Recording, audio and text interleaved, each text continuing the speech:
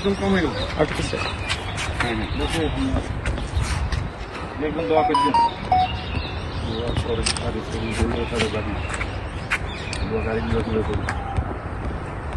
আমরা এই মুহূর্তে বনানী মিলিটারি গ্রেভিয়ার্ড যেটা সেখানে আছি।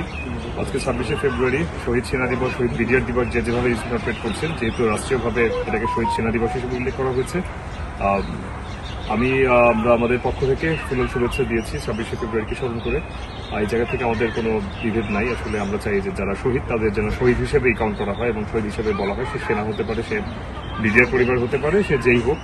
আমরা শহীদ যারা হয়েছে তারা কিভাবে শহীদ হলো সেটা যাতে সুষ্ঠু তদন্তের ভিত্তিতে সেই বিচার কার্য পরিচালনা করা হোক এবং স্বাধীন তদন্ত কমিশন যেভাবে বলেছে, আমরা চাচ্ছি যে স্বাধীন তদন্ত কমিশনের কার্যপরিধি আরও বাড়িয়ে আমাদের যে বিষয়গুলো ছিল 8 দফা দাবি, সেগুলোকে কার্যপরিধির মধ্যে ইনক্লুড করে আমরা একটি স্বাধীন তদন্ত কমিশনের রিপোর্ট চাচ্ছি।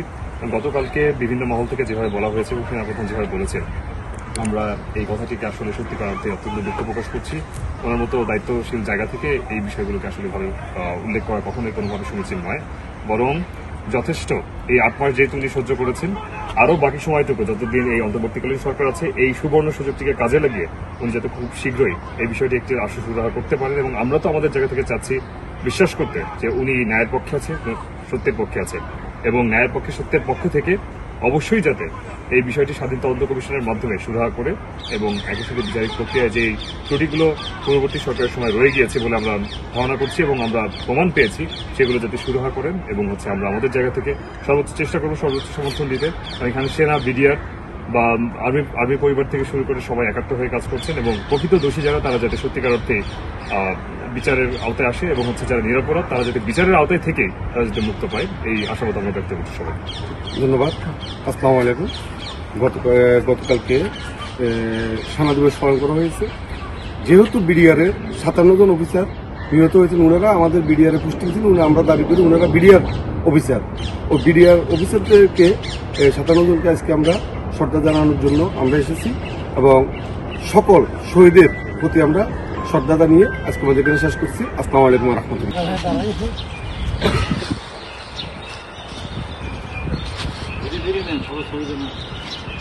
আজকে আমরা বিডিআর কল্যাণ পরিষদের পক্ষ থেকে 26শে ফেব্রুয়ারি বিডিআর শহীদ দিবস পালন করতে এসেছি এবং সকল শহীদদেরকে আমরা শ্রদ্ধা জানাচ্ছি।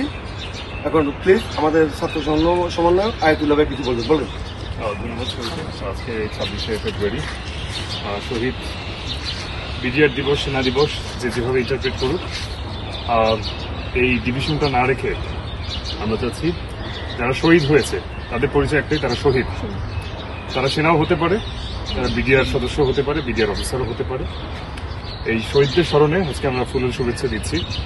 আমরা এখানে সেনা পরিবার থেকে এবং বিডিআর পরিবার একই সাথে সবার রিপ্রেজেন্টেটিভ হিসেবে দিচ্ছি। আমাদের মধ্যে কোনো ভেদাভেদ নাই এবং আমরা এই পরবর্তী সময় বিচারিক প্রক্রিয়ার মাধ্যমে যেই স্বাধীন তদন্ত কমিশনের মাধ্যমে যে রেজাল্ট আসবে এবং যৌক্তিক রেজাল্ট নিয়ে আমরা ইনশাল্লাহ করে ফেলবো, এই আশাবাদ ব্যক্ত করছি। ধন্যবাদ। صراط الذين أنعمت عليهم غير المغضوب عليهم ولا الضالين آمين. بسم الله الرحمن الرحيم.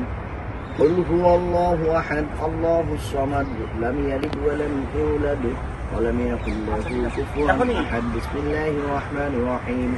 قل هو الله أحد الله الصمد لم يلد ولم يولد ولم يكن له كفوا أحد. بسم الله الرحمن الرحيم.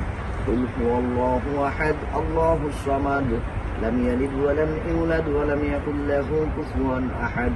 اللهم صل على محمد النبي الأمي وعلى آله وسلموا تسليما. اللهم صل على محمد النبي الأمي وعلى آله وسلموا تسليما. اللهم صل على محمد النبي الأمي وعلى آله وسلموا تسليما. أستغفر الله ربي من كل ذنب وأتوب إليه لا حول ولا قوة إلا بالله العلي العظيم. أستغفر الله ربي من كل ذنب وأتوب إليه لا حول ولا قوة إلا بالله العلي العظيم. أستغفر الله ربي من كل ذنب وأتوب إليه لا حول ولا قوة إلا بالله العلي العظيم. اللهم آمين.